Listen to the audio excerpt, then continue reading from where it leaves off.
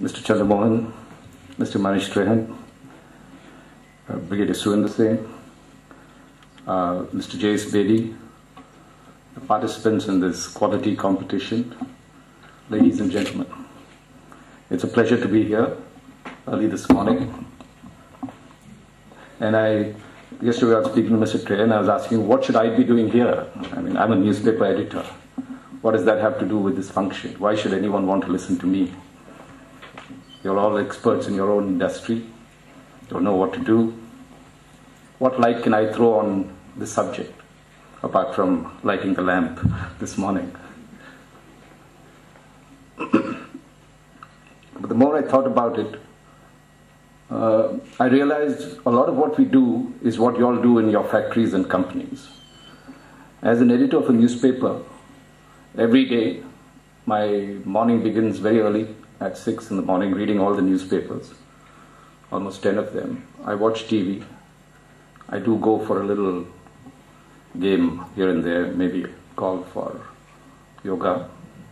And then I'm back to work at 10, looking at what needs to be done, reviewing the papers, having meetings with my editors, and right through the day we do this.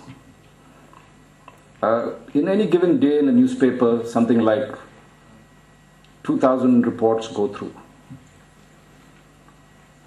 In every day that the Tribune publishes, we have 76 pages released between 10 and 1:30 in the night.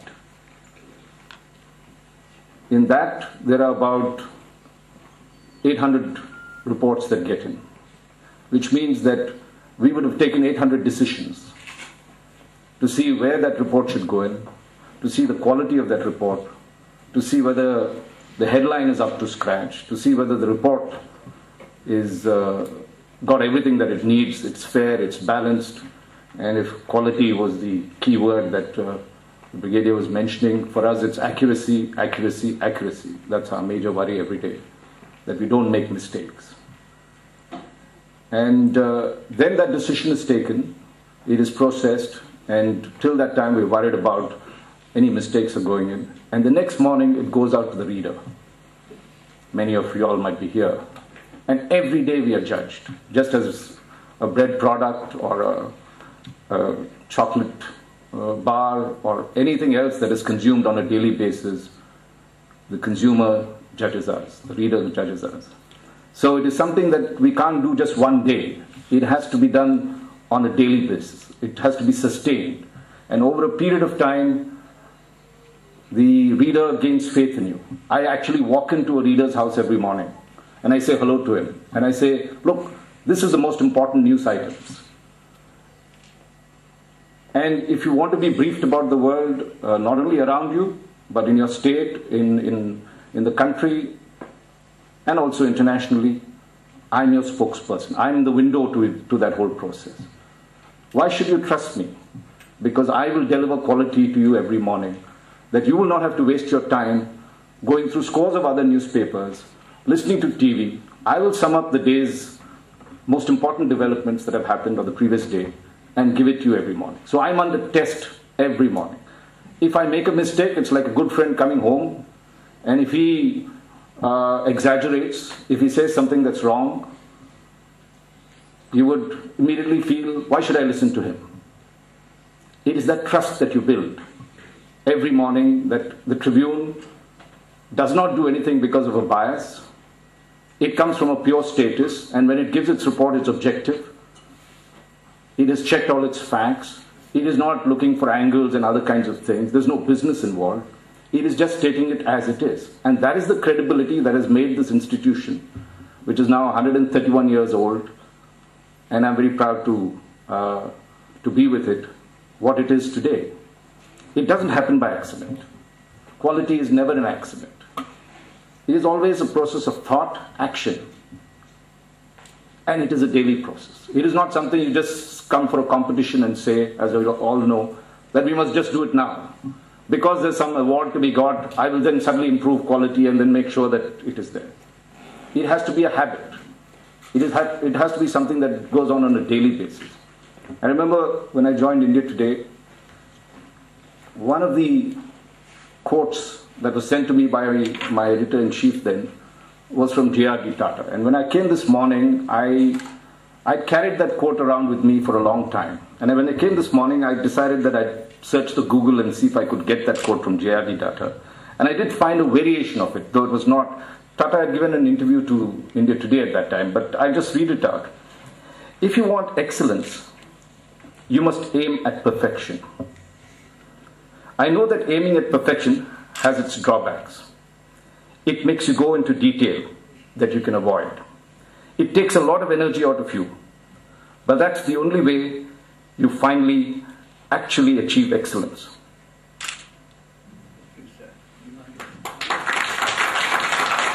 He added a little more to that when he spoke to India Today. And he said it means going that extra mile that no one else wants to walk. And he did that. And if you see Tata's name today, if you just see the symbol, it's a symbol of quality all the time. I happened to have the privilege of meeting J.R.D. Tata on the most unusual of occasions.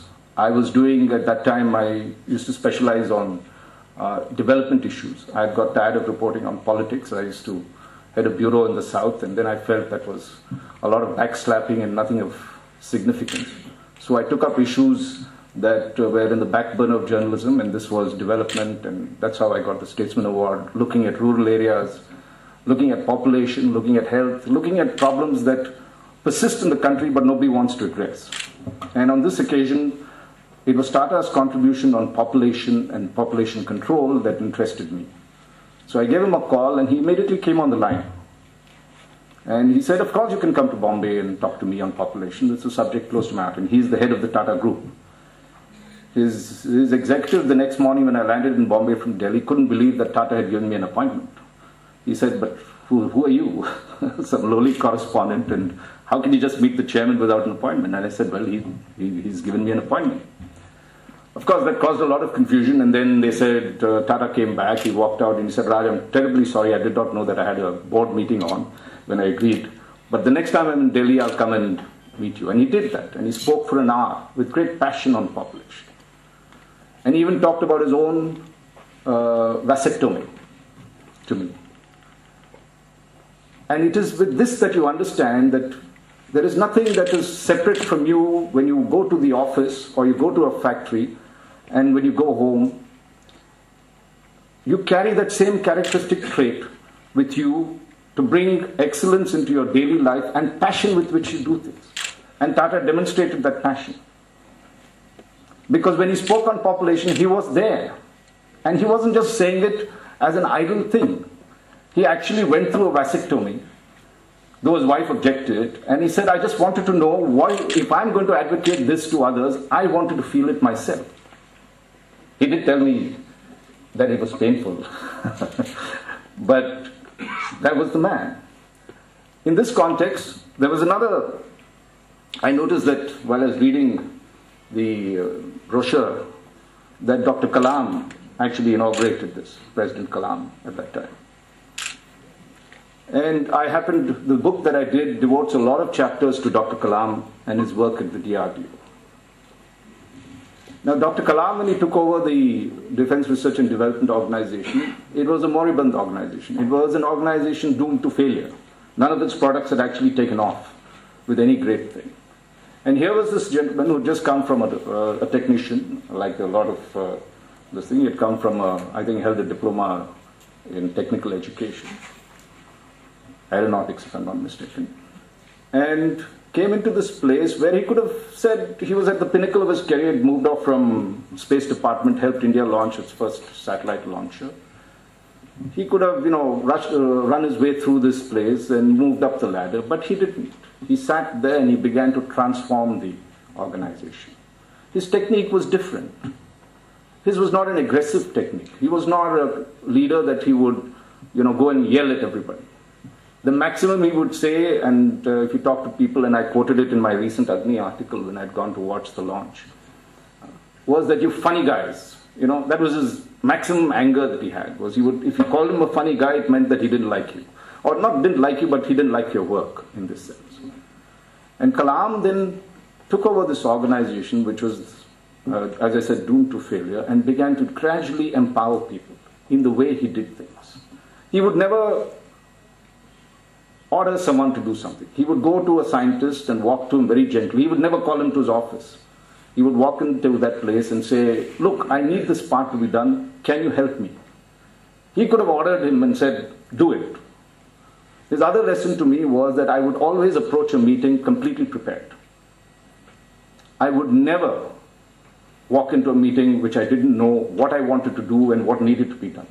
I would have the points, I would take it. If a person missed the meeting, his bad luck. He would have to catch up. He would take the decision regardless. So in the beginning, no one attended his meeting, but by the end of the third or fourth month, every director was present because he knew that if he didn't come there, he was finished. It was this kind of empowerment that began to change the Defense Research Development Organization. And he led by example. He lived a very Spartan life.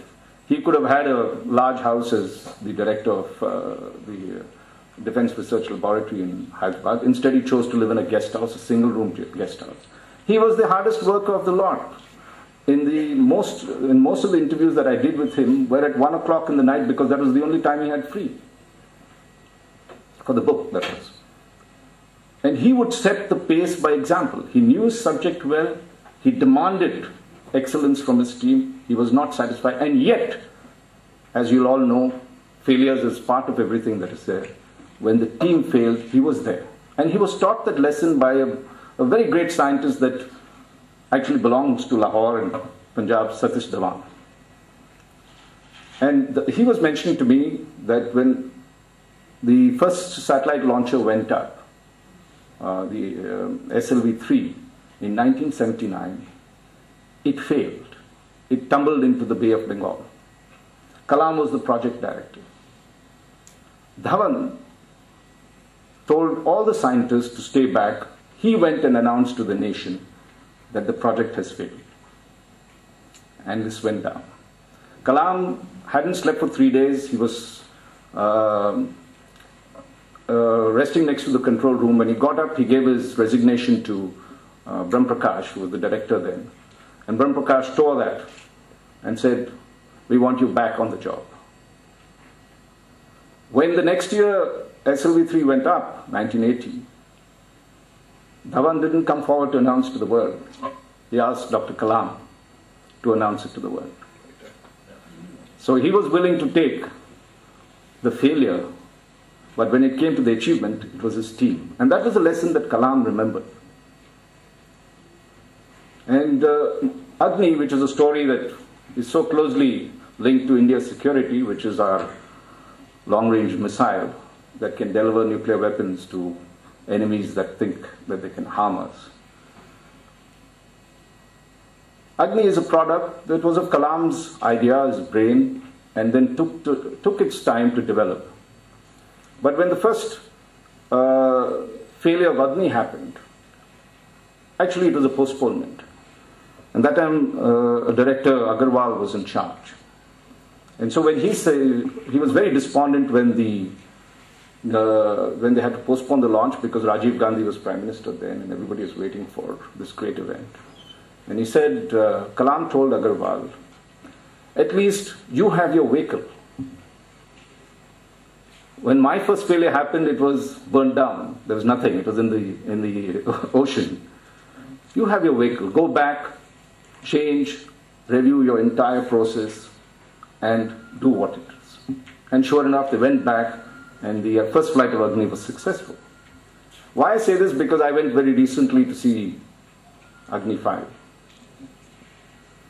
And what struck me was the change. I'd seen this organization for close to 20 years, and what struck me was the confidence.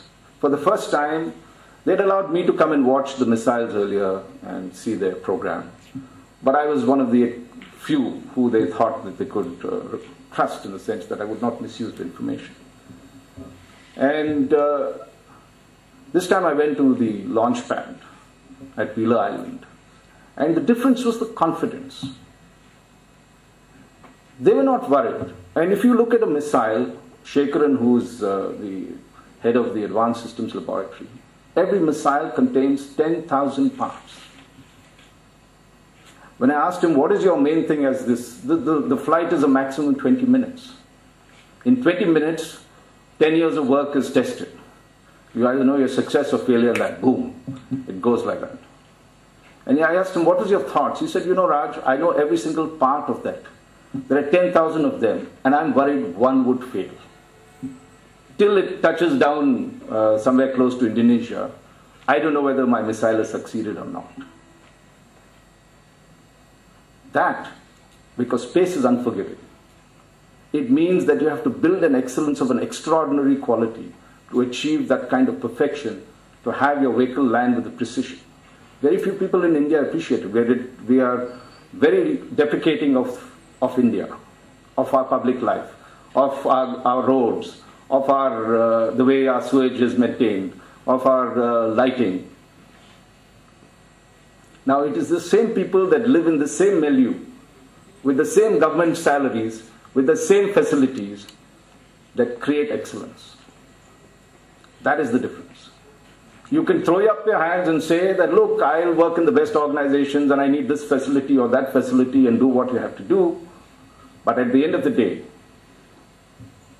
if you take it on yourself to change the ways, as Kalam did, as his teammates now do, you empower the people, you show the difference, and you show it as a daily business, not as something that you would do to show the nation or do it an immediate thing.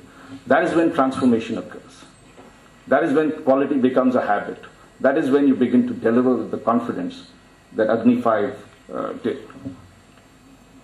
I would just end. I think I've taken my time for this one. For a long time, I used to talk about, and in fact in my briefcase, I used to carry a slogan which said, genius is the ability to make the complex into the simple. We live in a very complex world. Some of you are in factories. If I look at my car, I don't know what makes it run. It runs. If it now breaks down, I would not know how to repair it. I'd have to call a mechanic to get it. When I was young, I had a cycle, which I used to cycle to college with. I could strip the entire cycle. I would change the ball bearings. I could do everything. I could even repair a puncture. Today, I am less empowered as I was when I traveled when I was young. Today, I am dependent on various other things that happen.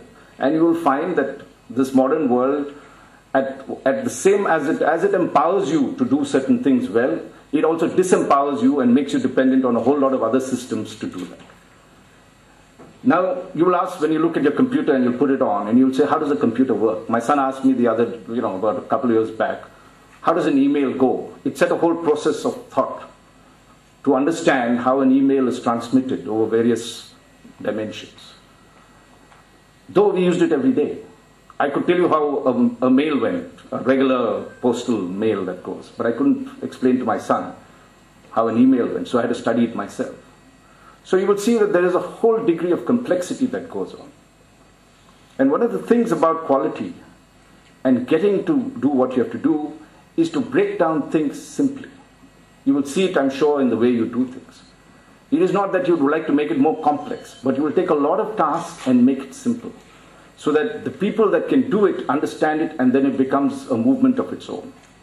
This is the only message I have, that as we do it every day, as we work and do whatever we do, it is the pride, it is the passion, it is the commitment, it is this constant movement forward that every moment of whatever we do, we take pride in.